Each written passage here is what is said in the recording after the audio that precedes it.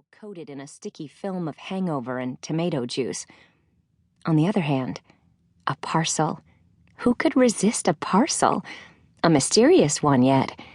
All sorts of brown paper possibilities danced in my head. Too early for Christmas, too late for my 21st birthday, too late for my 22nd if you're going to split hairs, too uncharacteristic to come from my parents. But there it was, misspelled in cheap purple ink. Miss Vivian Schuyler, 52 Christopher Street, apartment 5C, New York City. I'd been here only a week. Who would have mailed me a parcel already? Perhaps my great-aunt Julie, submitting a housewarming gift?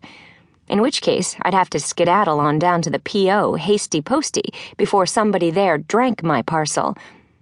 The clock again. 22 minutes. "If you're going," said Sally, hand draped over her eyes, "you'd better go now." Of such little choices is history made. I darted into the post office building at 8 minutes to 12. Yes, my dears, I have good reason to remember the exact time of arrival, shook off the rain from my umbrella, and caught my sinking heart at the last instant. The place was crammed. Not only crammed, but wet. Not only wet, but stinking wet. Sour wool overlaid by piss, overlaid by cigarettes. I folded my umbrella and joined the line behind a blonde-haired man in blue surgical scrubs. This was New York, after all. You took the smell and the humanity. Oh, the humanity. As part of the whole sublime package. Well, all right. Amendment. You didn't have to take the smell and the humanity and the ratty Greenwich Village apartment with the horny butcher's boy on Wednesday afternoons and the beautifully alcoholic roommate who might just pick up the occasional weekend client to keep body and Givenchy together.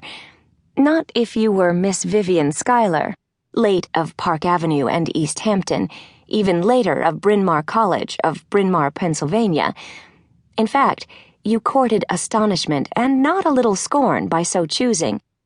Picture us all, the affectionate Schuylers, lounging about the breakfast table with our eggs and Bloody Marys at 11 o'clock in the morning, as the summer sun melts like honey through the windows, and the uniformed maid delivers a fresh batch of toast to absorb the arsenic. Mums, lovingly, "You aren't really going to take that filthy job at the magazine, are you?" Me, "Why, yes, I really am." Daddums, tenderly, "Only bitches work, Vivian." So, it was my own fault that I found myself standing there in the piss-scented post office on West 10th Street, with my elegant Schuyler nose pressed up between the shoulder blades of the blue scrubs in front of me. I just couldn't leave well enough alone, could not accept my gilded lot, could not turn this unearned Schuyler privilege into the least necessary degree of satisfaction. And less satisfied by the moment, really, as the clock counted down to quitting time, and the clerks showed no signs of hurry, and the line showed no sign of advancing. The foot-shifting began. The man behind me swore and lit a cigarette. Someone let loose a theatrical sigh. I inched my nose a little deeper toward the olfactory oasis of the blue scrubs, because this man at least smelled of disinfectant instead of piss, and blonde was my favorite color. A customer left the counter. The first man in line launched himself toward the clerk.